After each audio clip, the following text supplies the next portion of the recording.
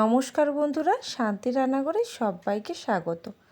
আজকে চলে এসেছি আবারও একটা রেসিপির সঙ্গে। আজকে যে রেসিপিটি দেখাবো সেটি জিভে জল আনা একটা রেসিপি। আজকে দেখাবো ট্র্যাডিশনাল চিংড়ির মালাইকারি। এই চিংড়ির মালাইকারি আমি একদম ট্র্যাডিশনাল পদ্ধতিতে নারকেলের দুধ দিয়ে বানিয়ে দেখাবো এবং খুবই কম অল্প উপকরণে আমি এটা বানিয়ে দেখাবো।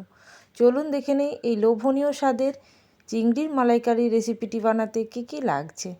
সবার প্রথমে আমি এখানে নিয়ে নিয়েছি 500 গ্রাম পরিমাণে চিংড়া মাছ। এখানে সমস্তটাই পরিষ্কার করে নিয়েছি, আর এর মাথা থেকে শিরা এবং সমস্ত কিছুই আমি পরিষ্কার করে বের করে দিয়েছি। এখন এই চিংড়া মাছের মধ্যে আমি দিয়ে দেবো লবণ, হলুদ এবং খুব সামান্য সর্ষের তেল। মাখিয়ে রেখে দেবো ম্যারিনেশনের জন্য প্রায় 10 থেকে 15 মিনিট। আপনারা চাইলে আরও কম সময় রেখেও কিন্তু রান্নাটা করে নিতে পারেন। আমি খুব অল্পই হলুদ দিলাম আর লবণটাও দিয়ে দিচ্ছি পরিমাণ মতো। এরপরে তেল দিয়ে দেবো সর্ষের তেল। সর্ষের তেল দিলে চিংড়ি মাছের যে একটা আষ্টে গন্ধ থাকে সেটা কিন্তু ছেড়ে যাবে আর খুব ভালো একটা স্মেল আসবে। তো এখন আমি 2 টিস্পুন মতন দিলাম এখানে সর্ষের তেল। বেশি পরিমাণে দেওয়ার কোনো প্রয়োজন নেই। এরপরে চিংড়ি মাছগুলোকে ভালো করে মাখিয়ে রেখে দেবো 15 মিনিটের জন্য রেস্টে। তারপরে আমি রান্নাটা করে দেখাবো। এখন চিংড়ি মাছটাকে মাখিয়ে রেখে দিচ্ছি। এখন আমি প্রায় 15 মিনিট পরে দেখাচ্ছি। এখন আমি একটা কড়াই নিয়ে নিয়েছি। কড়াইয়ের মধ্যে দিয়ে দিচ্ছি বেশ কিছুটা পরিমাণে সর্ষের তেল। আমি এই তেলেই প্রায় রান্নাটা করব, সেই জন্য অনেকটা পরিমাণে সর্ষের তেল দিলাম। প্রথমে আমি চিংড়ি মাছগুলোকে ভেজে নেব। চিংড়ি মাছ ভাজতে খুব বেশি টাইম নেব না, প্রায় 3 থেকে 4 মিনিটের মধ্যেই কিন্তু সমস্ত চিংড়ি মাছগুলো ভাজা হয়ে যাবে। আর যতক্ষণ এই চিংড়ি মাছগুলো ভাজা হচ্ছে ততক্ষণ আমি একটা মশলা রেডি করে নিচ্ছি। এই মশলা নিয়েছি গোটা একটা পেঁয়াজ, অর্থাৎ বড় সাইজের পেঁয়াজ নিয়েছি। সঙ্গে নিয়ে নিয়েছি কয়েক কোয়া রসুন, অর্থাৎ 3 কোয়া রসুন এবং 2 কুচি আদা আর লঙ্কা দিয়ে এরকম একটা পেস্ট বানিয়ে নিয়েছি। এই পেস্টটাকে সাইডে রেখে দেবো এবং নারকেলের দুধ বের করে নেব। এখানে নারকেল কুড়িয়ে নিয়েছি আর গরম জল নিয়ে নিয়েছি, উষ্ণ গরম জল অবশ্যই। এবার নারকেলগুলোকে এইভাবে হাত দিয়ে ভালো করে স্ম্যাশ করে করে মাখিয়ে নিতে হবে জলের সঙ্গে, যাতে দুধটা সম্পূর্ণ মিশে যায়। তারপর একটা বড় ধরনের ছেঁকনি বা সুতির কাপড় দিয়ে এটাকে ছেঁকে নিতে হবে। দুধটা বার করানোর জন্য আপনারা কিন্তু অবশ্যই গরম জল ব্যবহার করবেন, তাহলে কিন্তু নারকেলের দুধটা খুবই বেশি পরিমাণে বেরোবে। নাহলে কিন্তু অনেক সময় ঠান্ডা জলের জন্য নারকেলের খোসার মধ্যে দুধটা থেকে যায়। তো এখন আমি এইভাবে স্ম্যাশ করতে করতে দুধটা বের করে নেব এবং ছেঁকনি দিয়ে ছেঁকে নেব। এখন আমি একটা বড় ধরনের ছাঁকনি নিয়ে নেব। ছাঁকনি দিয়ে এই দুধটাকে ছেঁকে নিচ্ছি। আপনারা চাইলে সেকেন্ডবার আবারও নারকেলটাকে ধুয়ে নিতে পারেন, অর্থাৎ আবারও নারকেলের দুধটা এইভাবে গরম জল দিয়ে বের করে নিতে পারেন। আমি এখানে আর করছি না, অনেকটাই ভালো করে ঘষে ঘষে আমি এইভাবে নারকেলের দুধটাকে বের করে নিলাম। এখন নারকেলের দুধটা আমার একটা বাটির মধ্যে বের করানো হয়ে গেছে। এরপরে এটাকে আমি রান্নার জন্য ব্যবহার করব। তার আগে আমি আগে থেকে চিংড়ি মাছ যে বসিয়ে রেখেছিলাম সেই চিংড়ি মাছটা ভাজা হচ্ছে। এখন আমি দেখে নেব চিংড়ি মাছটা কতদূর ভাজা হয়েছে। আর আপনারা যদি মনে করেন এই চিংড়ি মাছগুলোকে সোজা রাখতে, সেই জন্য এর মধ্যে কিন্তু টুথপিক ঢুকিয়ে আপনারা কিন্তু চিংড়ি মাছগুলোকে একদম সোজা সোজা রাখতে পারেন।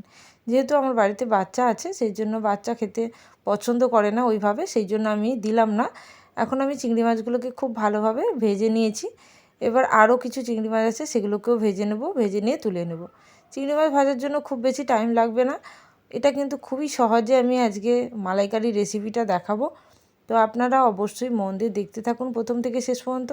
আর যারা এখনও পর্যন্ত চ্যানেলটিকে সাবস্ক্রাইব করেননি, অবশ্যই চ্যানেলটিকে সাবস্ক্রাইব করে নিয়ে পাশে থাকে বেল আইকনে ক্লিক করে রাখবেন এরকম ধরনের রান্নার রেসিপি আপডেট পাওয়ার জন্য। তাই এখন আমি চিংড়ি মাছগুলোকে ভেজে নিয়েছি। একটা ব্যাচে চিংড়ি মাছ ভাজা হয়ে গেছে, এগুলোকে এবার আমি তুলে নেব।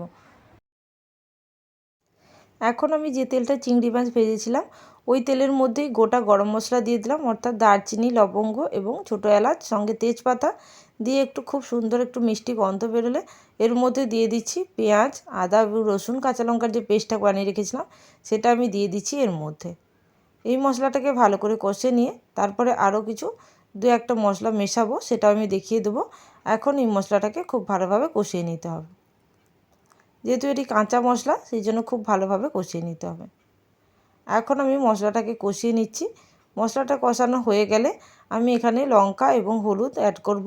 তারপরে দুধও অ্যাড করব, সেটাও দেখাবো কিভাবে করছি, পুরো রেসিপিটাই দেখাবো। আপনারা কিন্তু মন দিয়ে পুরো রেসিপিটা দেখতে থাকুন। যদি এই রেসিপিটা ভালো লেগে থাকে অবশ্যই কমেন্ট সেকশানে জানাবেন। আর যারা নতুন এই চ্যানেলে সবাইকে রিকোয়েস্ট করব চ্যানেলটাকে সাবস্ক্রাইব করে নিয়ে পাশে থাকা বেল আইকনে ক্লিক করে রাখতে। এর মধ্যে দিয়ে দিচ্ছি লবণ। লবণ কিন্তু আমি মশলার মধ্যে দেইনি, সেই জন্য লবণ, হলুদ এবং শুকনো লঙ্কার গুঁড়ি এই তিনটে কিন্তু অবশ্যই দিতে হবে, না দিলে কিন্তু এর টেস্টটা আসবে না। এটা দেওয়ার পরে ভালো করে মশলাটাকে আবারও কষে নিচ্ছি। মশলাটা অলরেডি অনেকটাই কষানো হয়ে গেছে, কারণ তেল দেখো ওপরে বেরিয়ে এসছে, তার মানে মশলাটা কিন্তু অনেকটাই কষানো হয়ে গেছে। আর 1 মিনিট মতন মশলা কষে নিয়ে তারপরে আমি এখানে নারকেলের দুধ অ্যাড করব। তার আগে আমি আরও একটা বিশেষ উপকরণ দেব, যেটা এই নারকেলের দুধ দিয়ে বানানো কারিটাকে আরও টেস্টি বানাবে, সেটা হচ্ছে গুঁড়ো দুধ। গুঁড়ো দুধ অবশ্যই আপনারা এখানে ইউজ করবেন মালাইকারি বানানোর জন্য, তাহলে কিন্তু টেস্টটা খুব ভালো আসবে। এখন আমি দিয়ে দেবো গুঁড়ো দুধ। গুঁড়ো দুধ আমি খুবই অল্প পরিমাণে দেব। তার আগে খুব অল্প পরিমাণে নারকেলের দুধের যে জলটা ছিল সেই জলটা দিয়ে আবারও মশলাটাকে একটু কষিয়ে নিচ্ছি। মশলাটা এখন আমার কষানো হয়ে গেছে সম্পূর্ণ। এবার আমি এর মধ্যে দিয়ে দেবো 2 টেবিল স্পুন মতন গুঁড়ো দুধ। আমি এখানে 1 টেবিল স্পুন এখন দিলাম এবং আরও 1 টেবিল স্পুন কিন্তু পরে অ্যাড করব। তো এখন আমার মশলাটা এইভাবে কষিয়ে নিচ্ছি। খুব ভালোভাবে গুঁড়ো দুধের সঙ্গে মশলাটাকে মিশিয়ে নিতে হবে। এখন মশলার সঙ্গে গুঁড়ো দুধটা সম্পূর্ণ মিশে গেছে এবং মশলাটা সম্পূর্ণ কষানো কমপ্লিট হয়েছে। এবার আমি এর মধ্যে দিয়ে দিচ্ছি আগে থেকে বানিয়ে রাখা নারকেলের দুধ। নারকেলের দুধের সঙ্গে আর কোনো কিছু জল আমি দেব না, অলরেডি অনেকটাই জল কিন্তু নারকেলের দুধের মধ্যে ছিল, সেই জন্য আমি এটা দিলাম। এটা কিন্তু খুবই সুস্বাদু হয়, আপনারাও একবার বাড়িতে ট্রাই করতে পারেন এই রেসিপিটি।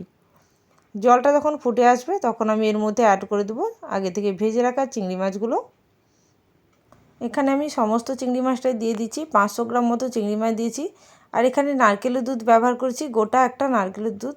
নারকেল নিয়ে আমি সেটাকে কুড়িয়ে নিয়ে তার সমস্ত দুধটাই কিন্তু এখানে ব্যবহার করলাম। আপনারা যত বেশি পরিমাণে নারকেলের দুধ দেবেন তত কিন্তু এটা টেস্ট হবে।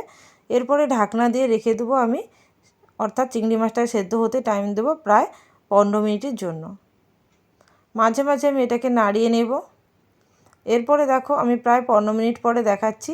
এখন কিন্তু গ্রেভিটা একদম যেরকম চাইছি সেরকম রেডি হয়ে গেছে। খুব বেশি ঘন নয় এবং খুব বেশি পাতলাও নয়। এই অবস্থায় কিন্তু আপনারা এটাকে গ্যাসের ফ্লেমটাকে বন্ধ করে দিয়ে সার্ভ করতে পারেন। তো এখন আমি এর মধ্যে খুব সামান্য গরম মশলাও অ্যাড করব। গরম মশলাটা একদমই অপশনাল, আপনারা দিতে পারেন না দিতে পারেন, তবে আমি একটু গরম মশলা দিতে পছন্দ করি। অর্থাৎ এই গরম মশলার মধ্যে কিন্তু অনেক কিছুই আছে, জায়ফল, জয়িত্রী, সাজরা, সামরিচ এইসব কিন্তু আছে, অর্থাৎ এটা শাহি গরম মশলা। এবার এই গরম মশলাটাকে ভালো করে মাখিয়ে নিলাম চিংড়ি মাছের মালাইকারি রেসিপিটির সঙ্গে। এরপরে এই চিংড়ি মাছের মালাইকারিটিকে সার্ভ করে দেবো একটা প্লেটের মধ্যে। তাহলে বন্ধুরা এই রেসিপিটা আপনাদের কেমন লাগলো অবশ্যই কমেন্ট সেকশানে জানাবেন। আর যারা এখনও পর্যন্ত চ্যানেলটিকে সাবস্ক্রাইব করেননি অবশ্যই চ্যানেলটিকে সাবস্ক্রাইব করে নিয়ে পাশে থাকা বেল নোটিফিকেশানে ক্লিক করে রাখবেন, যাতে আমার চ্যানেলে কোনো নতুন রেসিপি আসার সঙ্গে সঙ্গে আপনাদের কাছে সবার আগে নোটিফিকেশান পৌঁছে যায়। তাহলে আজকের জন্য এই পর্যন্ত, আবারও চলে আসবো নতুন কোনো রেসিপির সঙ্গে। ততক্ষণের জন্য সবাই ভালো থাকবেন, সুস্থ থাকবেন। Thank you for watching my video.